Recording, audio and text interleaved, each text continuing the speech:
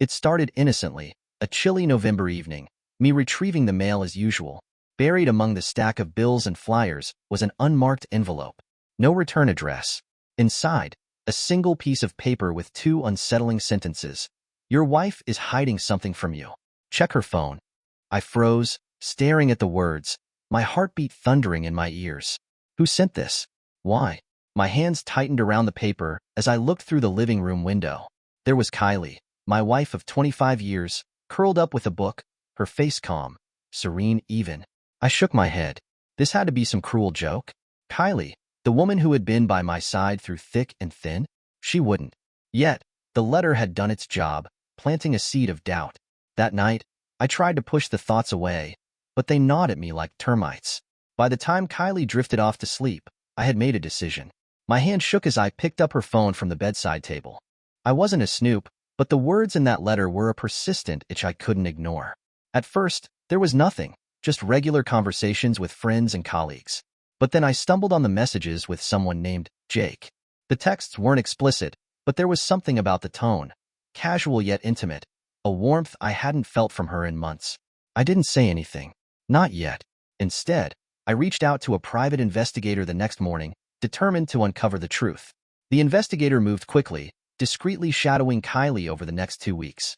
I went about my daily routine, pretending everything was normal, though the strain was evident. Kylie noticed, asking if something was wrong, and I deflected with work stress. The report came in on a dreary Friday evening. I sat in my car outside our home, staring at the folder as rain tapped against the windshield. I debated opening it right there, but decided to read it inside, needing the familiarity of my office to face whatever was in those pages. Inside the file, the first few pages documented mundane errands, grocery store runs, gym visits, her office meetings. Then came a photograph of Kylie at a cafe, laughing with a man I didn't recognize. Jake. The investigator noted that they met regularly, at least twice a week. Sometimes for lunch, sometimes in secluded places far from prying eyes. It wasn't just meetings. There were detailed accounts of Kylie entering a hotel and staying for hours, always with Jake. The evidence was clear, undeniable. She was having an affair. But the last page was the one that unraveled me completely. Among the details was a note about a long-standing connection between Kylie and Jake. He wasn't just some stranger. He was her high school boyfriend. Memories of Kylie's stories about her first love came rushing back. I had laughed them off as distant, irrelevant anecdotes. Now, those stories took on a sinister weight. When Kylie came home that evening, I couldn't look at her. She hummed as she put away groceries, oblivious to the storm raging within me. Part of me wanted to confront her right then, but I couldn't. I needed to plan my next move. I contacted the investigator again, this time asking for something I never thought I'd need.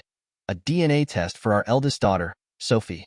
It felt like betrayal to even question her paternity, but the dates in the report aligned suspiciously with Sophie's conception. The results arrived faster than I anticipated. My hands trembled as I opened the envelope, my eyes scanning the technical jargon until I reached the conclusion. Sophie wasn't mine. The room spun. I had raised her, cherished her, supported her through every milestone. And now, I was supposed to believe she wasn't my daughter? Anger boiled inside me, but it was accompanied by an unbearable sadness. Sophie, my light, my joy, my daughter in every way that mattered, except biologically. Kylie had lied to me, not just for weeks or months, but for decades. How could someone I trusted so deeply keep such a monumental secret? I waited until the house was quiet, the hum of the refrigerator the only sound in the kitchen. Kylie sat across from me, her face puzzled by my serious expression. "We need to talk," I began, my voice steadier than I expected. "Of course," she replied, setting her coffee down. "What's going on?" I slid the investigator's report across the table. Her face paled as she flipped through it. She looked up, her eyes wide with fear. "Care to explain?" I asked, barely keeping the anger from my voice. Her hands trembled as she closed the folder. "I'm so sorry," she whispered. "Sorry doesn't cut it, Kylie. You've been lying to me for years." "Sophie," my voice cracked. "She's not mine, is she?" Tears streamed down her face, but I didn't feel any sympathy. "She's yours," Kylie insisted, her voice desperate. "In every way that matters, she's yours." "She's Jake's." I slammed my hand on the table, the sound echoing through the room. "You let me believe she was mine for 23 years. How could you?" Kylie sobbed, but I didn't care. For the first time in our marriage, I saw her for what she was, a stranger. The next few days were a blur. Kylie begged for forgiveness, but I couldn't bear to look at her. I stayed in the guest room, my mind racing with thoughts of what to do next. Divorce seemed inevitable, but what about Sophie? Did she deserve to know the truth? I agonized over the decision, replaying every moment I had shared with her. Would she hate me for revealing this? Would she even believe me? Ultimately, the choice was taken out of my hands. Sophie found the DNA results in my study, her expression one of confusion and disbelief. "Dad," she asked, her voice trembling. "What is this?" I froze, my mind scrambling for the right words. "Sophie, I didn't want you to find out this way. Is it true?" Her voice cracked. "Am I not your daughter?" "You are my daughter," I said firmly, my voice breaking. "In every way that matters, you're mine." "But not biologically," she whispered, tears spilling down her cheeks. The room fell silent, the weight of the revelation hanging between us. "I don't care who my biological father is," she said finally, her voice trembling but resolute. "You're my dad. You always will be." Her words broke me. I pulled her into a hug, my tears soaking into her hair. "You'll always be my little girl," I whispered. After Sophie and I had that heart-wrenching conversation, she retreated to her room, leaving me alone with my thoughts. My anger toward Kylie hadn't lessened, and I knew I couldn't avoid her forever. That evening, I found her sitting in the living room, clutching a photo of our family, her eyes red and swollen. "I don't even know what to say to you anymore," I said, standing in the doorway. Kylie looked up, her expression a mixture of guilt and desperation. "Please, Jack, let me explain." "What's there to explain?" I snapped. "You cheated on me, lied to me, and let me live a lie for over 2 decades. Do you realize what you've done?" "I never meant for it to happen this way," she said, her voice trembling. "Jake was a mistake, a stupid, fleeting mistake. I didn't know how to tell you back then. And once Sophie was born, you loved her so much. I didn't want to take that away from you. So, you just decided to keep me in the dark? To manipulate me into raising another man's child?" My voice rose, and I clenched my fists to steady myself. "You stole my right to choose, Kylie. Do you understand that?" Tears streamed down her face. "I'm sorry. I'm so sorry. I never wanted to hurt you."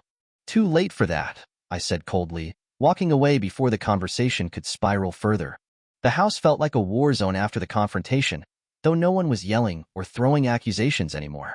Instead, the tension settled into the walls, silent but heavy, an oppressive presence that made every interaction fraught with unspoken words.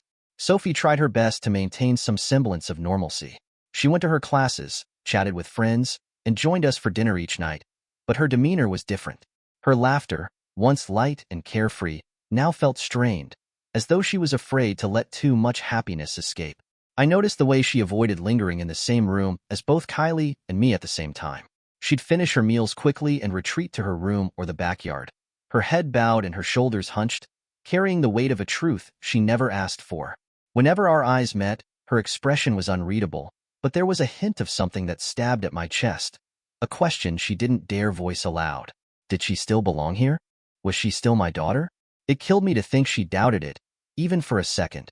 I wanted to sit her down and tell her that she was mine in every way that mattered, that nothing Kylie's betrayal revealed would ever change how much I loved her.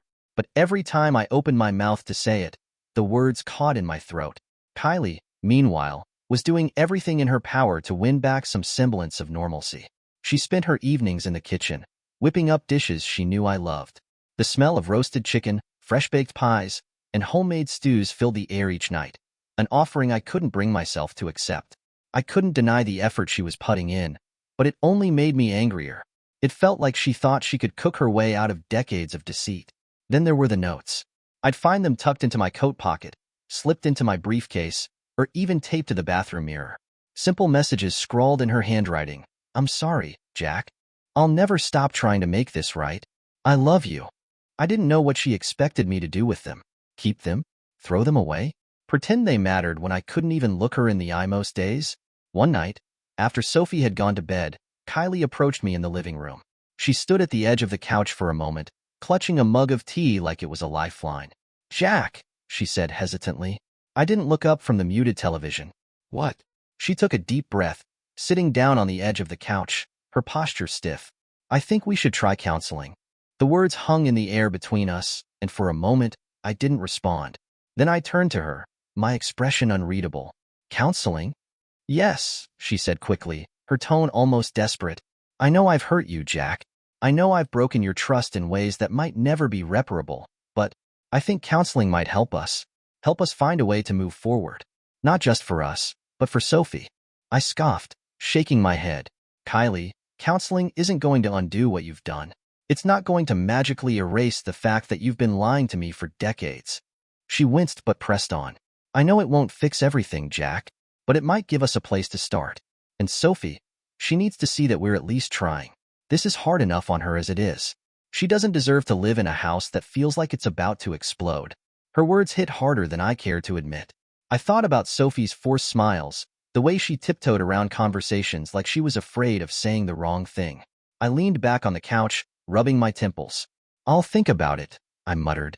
Kylie's shoulders sagged in relief. Thank you, she whispered. The truth was, I wasn't sure if I was agreeing for Sophie's sake or out of sheer exhaustion.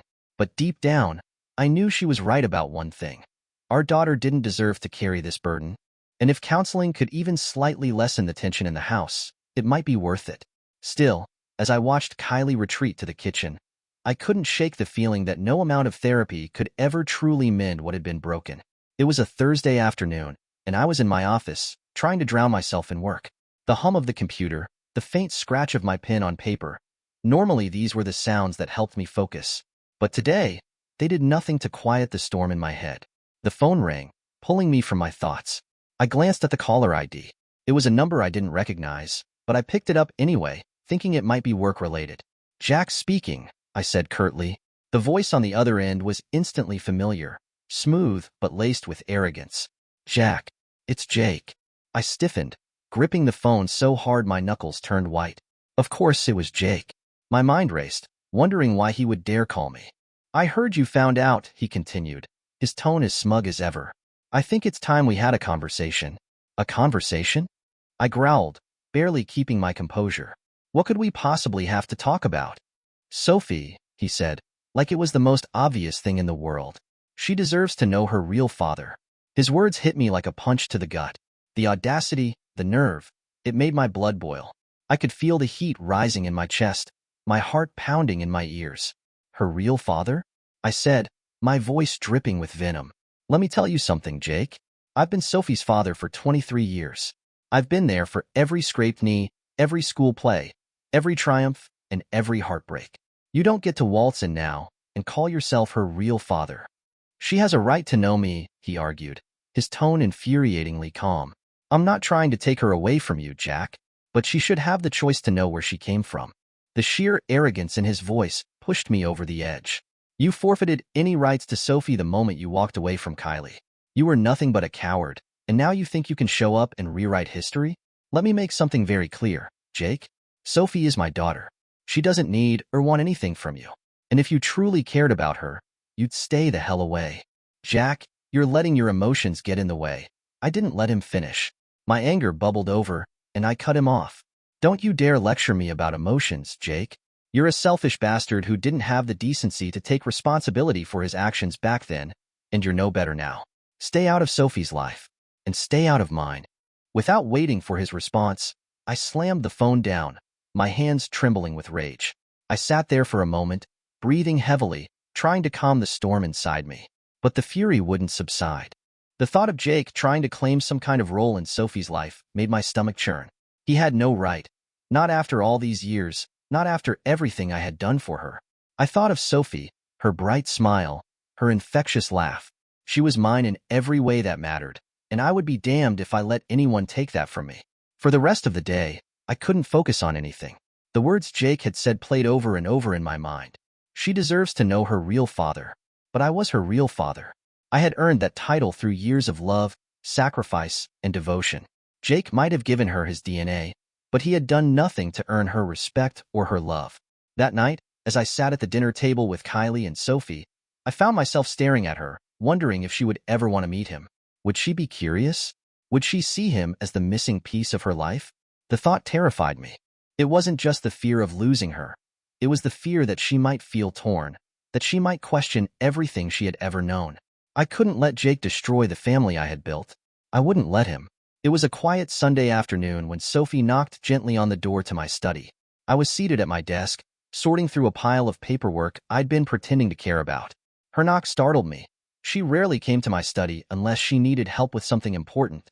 "Come in," I said, pushing the papers aside and adjusting my glasses. She opened the door slowly, holding a piece of paper in her hand. Her expression was conflicted, her brows knitted together in worry. "Dad," she began hesitantly, stepping into the room. I got something in the mail today." The note of uncertainty in her voice immediately put me on edge. I motioned for her to sit in the chair across from me, already dreading what she was about to say. "What is it, sweetheart?" I asked, keeping my tone calm even as anxiety prickled at the edges of my mind. She sat down, clutching the paper tightly in her hands before finally placing it on the desk in front of me. It was a letter, neatly written, the kind you'd expect from someone who had spent too much time rehearsing their words. I picked it up and scanned it quickly, my heart sinking with every sentence. It was from Jake. He had written to Sophie, pouring his heart out about how he had always regretted not being part of her life. He spoke about wanting to make amends, about how he had been thinking of her for years, and how he hoped she would give him the chance to meet her. The request at the end was the hardest part to read. "I'd love to sit down with you, Sophie. No pressure, just a conversation. I'd like to know you, and I hope you might want to know me too." I put the letter down carefully, feeling a surge of emotions. Anger, fear, and most of all, protectiveness. "What do you want to do?" I asked her softly, looking into her eyes. She hesitated, her fingers fidgeting with the hem of her sweater. "I don't know," she admitted, her voice barely above a whisper. "Part of me is curious. I mean, he's my biological father, right?" "But," she trailed off, biting her lip. "But," I prompted, leaning forward slightly. She glanced up at me, her eyes filled with uncertainty. "But I don't want to hurt you, Dad. You've been my father my whole life. I don't want you to think that you're not enough for me." Her words broke something in me. I reached across the desk and took her hand in mine, giving it a reassuring squeeze. "Sophie," I said, my voice steady despite the storm raging inside me. "You won't hurt me. No matter what you decide, I'll support you. If you want to meet him, that's okay. But just remember, he may have given you DNA, but he didn't raise you. He didn't stay up with you when you were sick, or cheer for you at your soccer games, or help you with your homework. I did. I'm your dad, and nothing will ever change that." Her eyes welled with tears, and she let out a shaky breath. "You're my dad," she repeated, her voice trembling, "and that won't ever change. I promise." She stood and walked around the desk, wrapping her arms around me tightly. I held her close, feeling a mix of relief and sadness. Relief that she still saw me as her father, but sadness that she was now caught in the middle of this mess. "I don't even know if I want to meet him," she admitted quietly, her face buried in my shoulder. "But if I do, it's only because I'm curious. It doesn't mean I want him in my life. Whatever you decide, I'm here," I said, stroking her hair gently. She nodded, pulling back to wipe her tears. "Thanks, Dad." I watched her leave the room, the letter still sitting on my desk. For a moment, I stared at it, tempted to tear it into a million pieces. But I knew this wasn't about me, it was about Sophie. If she decided to meet Jake, I would stand by her. But I couldn't deny the knot of fear in my chest. What if he managed to convince her he belonged in her life? What if he made her question everything? I shook my head, pushing the thought away. No matter what Jake said or did, I trusted Sophie. And I trusted the bond we had built over 23 years. That bond was unshakable, or so I told myself. The days after Sophie's revelation and Jake's letter were a whirlwind of emotions. I was preoccupied with supporting Sophie, trying to shield her from the storm while keeping my own feelings bottled up. I avoided Kylie as much as I could, retreating to my study or the guest room. But Kylie was always there, hovering at the edges of my isolation. I'd catch glimpses of her in the kitchen, staring out the window as she absent-mindedly wiped the same spot on the counter, or folding laundry in the living room, her hands trembling slightly as she worked. She wore her guilt like a second skin, visible in every hesitant movement, every cautious glance in my direction. One evening, as the house settled into its usual uneasy quiet, Kylie approached me in the den. I was nursing a glass of bourbon, staring at the fireplace but not really seeing it. "Jack," she said softly, standing a few feet away. Her voice was tentative, like she wasn't sure if she had the right to speak to me. I didn't look up. What is it? She hesitated before stepping closer and sitting down on the couch, careful to leave space between us. For a moment, she didn't say anything, her hands clasped tightly in her lap. Finally, she spoke, her voice trembling. I know I don't deserve your forgiveness, she began, her eyes fixed on the floor.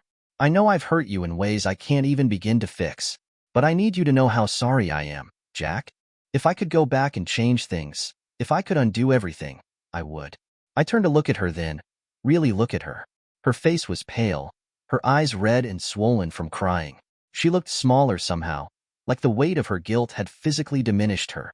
Kylie, I said slowly, my voice low but firm, I don't know if I can ever forgive you. What you did, what you hid from me, it's too much. She nodded, her lips trembling as tears began to spill down her cheeks. I understand, she whispered, her voice barely audible. I deserve that. But, Jack, I'm not giving up on us. I raised an eyebrow, surprised by her determination. Not giving up? She wiped her tears with the back of her hand and straightened her posture slightly, as though summoning some inner strength. I know it might sound foolish, but I believe in us, she said, her voice gaining a touch of steadiness. I believe in the life we built together, in the love we had. And I'll keep fighting for that, even if it takes the rest of my life. Her words hung in the air, and for a moment, I didn't know how to respond. I searched her face, trying to find traces of the woman I had fallen in love with all those years ago. She looked so different now, not just physically but emotionally. Broken, vulnerable, yet somehow resolute. Kylie, I said finally, letting out a heavy sigh. You can't undo what you've done. You can't expect me to just forget the lies, the betrayal, the years I spent living in the dark. I know, she said quickly, her voice cracking. I know I can't undo it, but I can try to make things right. I can try to be the wife you deserve, the mother Sophie deserves. Please, Jack, just give me the chance to try. Her plea was genuine, and for the first time in weeks, I saw a flicker of the woman who had once been my partner, my confidant, my best friend. But the pain in my chest wouldn't let me soften. I don't know, Kylie, I said honestly, standing up and moving toward the window. I don't know if I have it in me to forgive you. I don't even know if I want to try. I heard her let out a quiet sob behind me, but I didn't turn around. I stared out at the darkened yard, my mind a tangle of anger, sorrow, and memories of a time when our love had felt unshakable. After a few moments, I heard her stand and take a step toward me. I know I've lost your trust, Jack, she said, her voice steadier now. But I haven't lost my love for you, and I'll keep fighting for us, even if you hate me for it. Because you're worth it. We're worth it. I didn't respond, and after a long pause, I heard her footsteps retreating. When I finally turned around, she was gone, leaving me alone with my thoughts. I sank back into the chair, staring at the empty glass in my hand. Her words echoed in my mind, but I couldn't tell if they were enough. Was it possible to rebuild something so thoroughly shattered? Or were we both just clinging to fragments of a life that no longer existed? Jake had been persistent, sending Sophie follow-up letters, and even leaving voicemails when she didn't respond right away. I watched her wrestle with the decision to meet him, torn between curiosity and loyalty. She would pace in the living room, the unopened letters in her hand, or stare at her phone as though it might provide the answers she couldn't find within herself. I tried to give her space to process, but every now and then, I'd catch her glancing at me, her expression filled with uncertainty. She wasn't asking for permission. Sophie was too independent for that, but I knew she needed reassurance. Whatever you decide, I'll support you, I told her one evening as we sat on the back porch. Just remember, Sophie, meeting him doesn't change anything about us. You're my daughter, and you always will be. She nodded, her eyes misty but resolute. Thanks, Dad, she said softly. A few days later, she came to me with her decision. I think I'll meet him, she said, her voice steady but tinged with hesitation. Just once. I need to see for myself who he is. My stomach churned at the thought, but I forced a smile. Okay, I said. Do you want me to go with you? No, she replied quickly, then hesitated. But could you drive me? I'd feel better knowing you're close by. Of course. The meeting was set for a Saturday afternoon at a small cafe downtown. Sophie had chosen the location, a neutral space where she could feel in control. When the day arrived, I tried to stay calm as I drove her there, but my hands tightened on the steering wheel every time I thought about Jake. What would he say to her? Would he try to manipulate her, to paint himself as a victim or a hero? The thought made my blood boil, but I knew this wasn't my battle to fight. When we arrived, I parked a little distance from the cafe to give her privacy, but close enough to see the entrance. "Take your time," I told her as she unbuckled her seatbelt. She gave me a small smile. "Thanks, Dad." I watched her walk into the cafe, her shoulders squared and her head held high. Pride swelled in my chest at her strength, but it was quickly overtaken by anxiety. I glanced at the clock, trying to guess how long the meeting would take, and then forced myself to stop. The hour crawled by. I stared at the entrance, willing myself not to imagine the worst. When the door finally opened and Sophie walked out, my heart jumped. Her expression was unreadable, her steps measured as she approached the car. I unlocked the doors and she climbed in, letting out a sigh as she buckled her seatbelt. "How did it go?" I asked cautiously, watching her closely. She leaned back against the seat, staring out the window for a moment before answering. "It was fine," she said. "He's okay, I guess. Polite. He told me about his life, how he always wondered about me.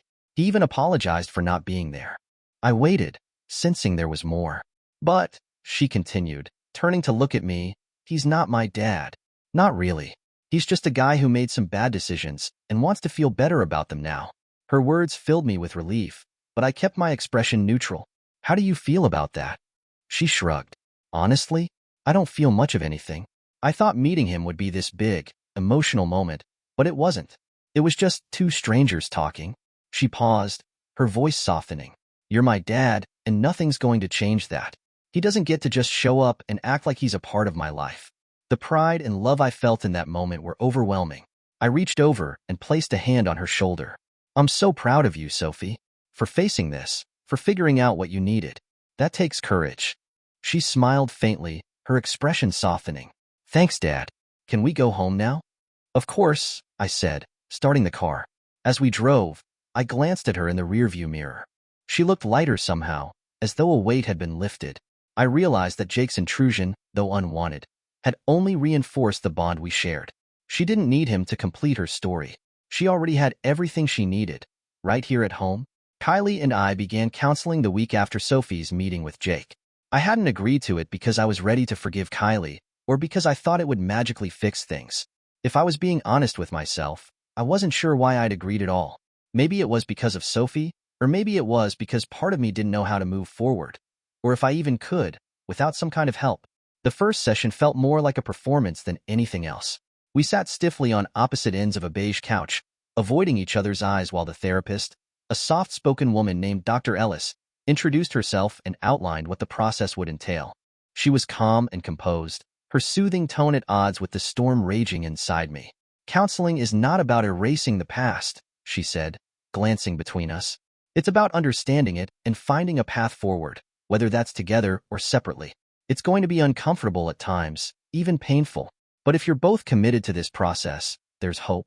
Hope. The word felt foreign to me, almost laughable. The first few sessions were grueling. Dr. Ellis pushed us to confront our emotions head-on, forcing us to articulate feelings I had buried under layers of anger and hurt. Kylie, for her part, was painfully honest. She admitted to the affair, to the lies, to the years of guilt she had carried but never confronted. "I was a coward," she said during one session, her voice shaking. "I thought I was protecting everyone by keeping the secret, but really, I was just protecting myself." Her words stung, even though I knew they were true. I sat in silence, my arms crossed tightly over my chest, unwilling to let her vulnerability chip away at the wall I had built around myself. Dr. Ellis turned to me. "Jack, how does that make you feel?" "How do you think it makes me feel?" I snapped before I could stop myself. "Betrayed. Humiliated. Like the last 23 years of my life were some kind of cruel joke." Kylie flinched, and for a moment, I felt guilty. But the guilt was quickly overtaken by the familiar wave of anger. "Why didn't you tell me, Kylie?" I continued, my voice rising. "Why didn't you give me the choice? Did you think I couldn't handle the truth? Or did you just not care?" "I was scared," she said, tears streaming down her face. "I was scared of losing you, of destroying our family. And I thought if I loved you enough, if I was a good enough wife and mother, it would make up for it. But it didn't. It never could." Her words hung in the air, and for a moment, the room was silent except for the sound of her quiet sobs. Dr. Ellis interjected gently. "Jack, what do you need from Kylie right now?" In this moment, I hesitated, caught off guard by the question. What did I need? Did I even know? I need her to understand that sorry isn't enough, I said finally, my voice low but firm. I need her to know that this isn't something you just fix. It's going to take time, if it's even possible at all. Kylie nodded, wiping her tears with a tissue. I do understand, she said softly, and I'm willing to do whatever it takes, Jack, even if it takes the rest of my life. Her words sounded sincere, but sincerity didn't erase the pain. That evening, after another emotionally draining session, I sat alone in the living room, nursing a glass of bourbon and staring at the fire. Kylie came in quietly, hesitating in the doorway before sitting down across from me. I don't know if I can do this, I admitted, breaking the silence. She looked at me, her expression a mix of sadness and determination. You can, she said firmly. We can. Jack, I know it's hard. Harder than anything we've ever been through. But if there's even a chance of saving our family, isn't it worth trying? I sighed, leaning back in my chair. I don't know, Kylie. I just don't know. She didn't push me, didn't try to convince me. Instead, she simply sat there, the silence between us heavy but not hostile. Counseling didn't provide any easy answers, and it certainly didn't erase the past. But as the weeks went on, I began to see glimpses of the woman I had fallen in love with all those years ago. Whether that was enough to rebuild what we had lost, I wasn't sure. But for now, I was willing to take it one step at a time. Weeks turned into months, and slowly, the pain began to dull. Sophie grew closer to me, constantly reassuring me of her love. Kylie, too, worked tirelessly to earn back my trust, though the scars of her betrayal lingered. Jake tried a few more times to insert himself into Sophie's life, but she made it clear she wasn't interested. Eventually, he stopped reaching out, realizing that his role in her life was negligible. Life didn't return to what it once was. It couldn't. But over time, we found a new normal. The love I had for Sophie remained unshaken, and though my relationship with Kylie was forever altered, we learned to coexist for the sake of our family. The secret that had nearly destroyed us became a lesson. Trust can be shattered in an instant, but love, when strong enough, can withstand even the deepest of wounds.